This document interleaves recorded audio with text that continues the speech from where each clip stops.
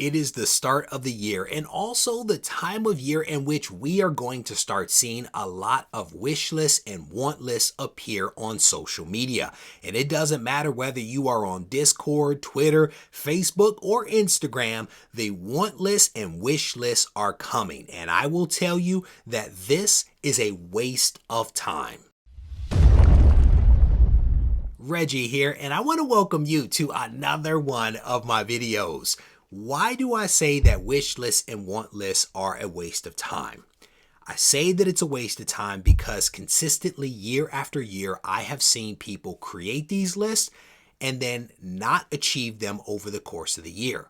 When I came back into the hobby at the end of 2017 into the beginning of 2018, I saw that wish lists and want lists were a huge part of the comic book community. I've even created some of these lists of my own. But over time, what I've seen is that more often than not, people fail to actually achieve what it is that they set out to achieve at the beginning of the year. And it doesn't matter whether you're talking about a comic or you're talking about something like a New Year's resolution. If you do not have a real meaningful plan as to how you are going to go from a wish or a want to reality, you will never make that thing real. And we can look at the people around us to see how well New Year's resolutions actually work out. A wish list and a want list is very much like a New Year's resolution. You have the best of intentions when you go into it, but if you do not have a real plan for how you are going to achieve that objective, you are not going to achieve that objective. I had created these want lists and wish lists myself early on and have completely moved away from them because I do not think that they work. Now, what have I done instead? I've actually come up with specific goals. I've come up with something called SMART goals. And this is something that I've spoken about over the last few years, where I've taken some things that I do in my professional life and applied it to that of comics. SMART goal setting is an effective way to actually achieve a goal. And it doesn't really matter what that goal is, to be honest with you, SMART goals work. For those that are not familiar with SMART goals, it is an acronym that stands for specific, measurable, actionable, realistic, and also time-bound. These elements of a SMART goal are what you need to turn a wish or a want into reality. Now, there is no guarantee that if you create a SMART goal that you're going to be successful, but what I will tell you is that the data would suggest that you are more likely to be successful if you actually have a written goal. And if you build SMART goals, you're even more likely to be successful. Research has shown that you are 42% more likely to achieve your goals if they are written down. The simple act of writing out a goal is a wonderful thing that, again, can lead you down a path of success. Now, that's not to say that a wish list or want list or some kind of visual representation of that goal isn't good. It's simply not enough. You actually have to write your goals down. But again, it's not just about writing the goals down. They have to have some specificity to them. And that's why I recommend SMART goals, because the data would suggest that you are 76% more likely to achieve your goals when you write them down in an actionable way and also share weekly progress reports.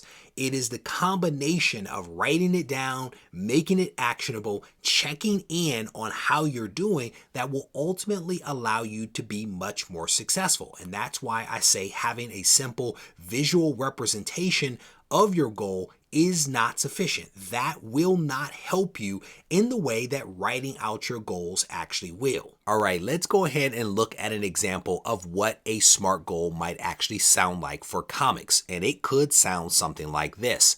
Obtain Batman issue number 181 in a 3.5 for no more than $500 in the next 5 months by selling comics to raise at least $100 per month. So if you listen to that, The elements of what we need for a SMART goal are there. It is specific, it is measurable, it is actionable, it is realistic, and it is also time bound. We're talking about a relatively short amount of time. We identified the book that we want. We have a measurement of $100 per month. It's also realistic because we're only talking about $500 and maybe not $50,000 in 5 months, which might not quite line up. But the question is this enough? I don't know that it is, to be honest with you. There is some additional research that I've been doing that lends itself to building upon that SMART goal creation. And here's what I mean by that. By making the goal even more meaningful to you, that tends to lend itself to helping you to achieve that goal. So for example, why do I want to get Batman 181? What am I hoping to accomplish, right? Can that goal be attached to a larger goal that has some meaning to it? Can I make it even more meaningful to me as a person to say, this is why I specifically want this book? So for example, I want to get Batman 181 because this book is one of several books that I want to get to build out my Silver Age DC collection. So yes, I have a very specific goal for the issue that I want, but it ladders back to a larger objective that I have for my collection. So this connection, again, might lead me to being able to stay true to this goal over the long term. It might also put me in a position to be able to prioritize the different books that I want to go after. And what I mean by that is that oftentimes there isn't just one book that you're going to try to get over the course of the year. There may be several books. And so how do you prioritize one book versus another? Well, you prioritize it potentially by looking at the connection back to that overarching goal. So if I have Batman 181 on my list and New Mutants 98, right? Maybe I prioritize the Batman book versus the New Mutants 98 because the Batman book ties back to me achieving this wonderful DC Silver Age collection, whereas the New Mutants book doesn't necessarily do that. So it gives me the ability to prioritize the different books that I want to go after over the course of the year. My hope here is that as you listen to the things that I'm talking about, you're able to apply it to your own collection.